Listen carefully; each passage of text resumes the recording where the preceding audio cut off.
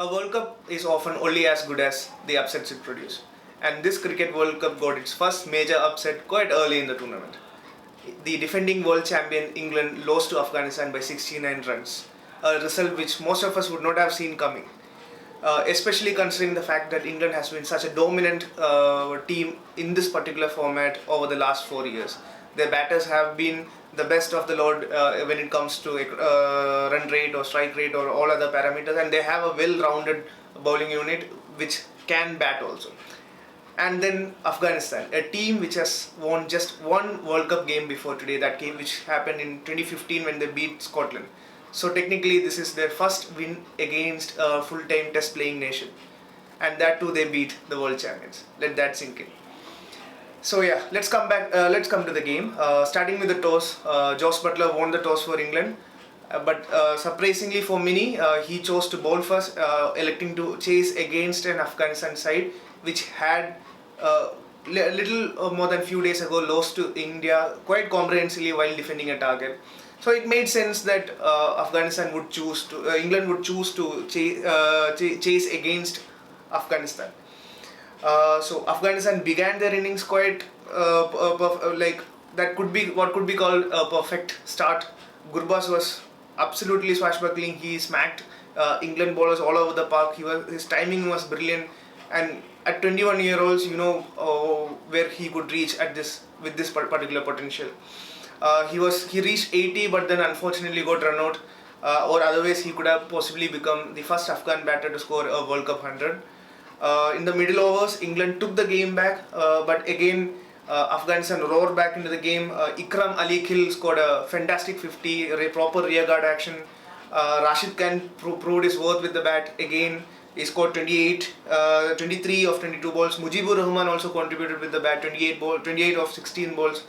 All in all, that was a good batting effort from Afghanistan, but that was again nothing compared to the potential of England. Afghanistan reached 284, which is the second highest total in a World Cup match. England began the chase very tentatively. Afghanistan bowlers were quite good. They understood the pitch pretty fast, and their tactics were on point. Mujibur Rahman opened the bowling. Almost all of the English batters failed to read Mujibur Rahman's tallish off spin properly. He had multiple variations with him. He had great control, particularly in the power play. He did not let the English batters get away with it. England kept losing wickets at regular intervals. Afghanistan bowlers kept coming, and once Rashid Khan came on, even though he gave away a couple of boundaries early in his spell, once Rashid got into his rhythm, there was no coming back for England. Harry Brook kept the fight going for a while, but that only delayed the inevitable. And at the end, it was a big win for Afghanistan, which boosted their net run rate. And currently, England and Afghanistan are on the same points, but England is narrowly ahead on net run rate.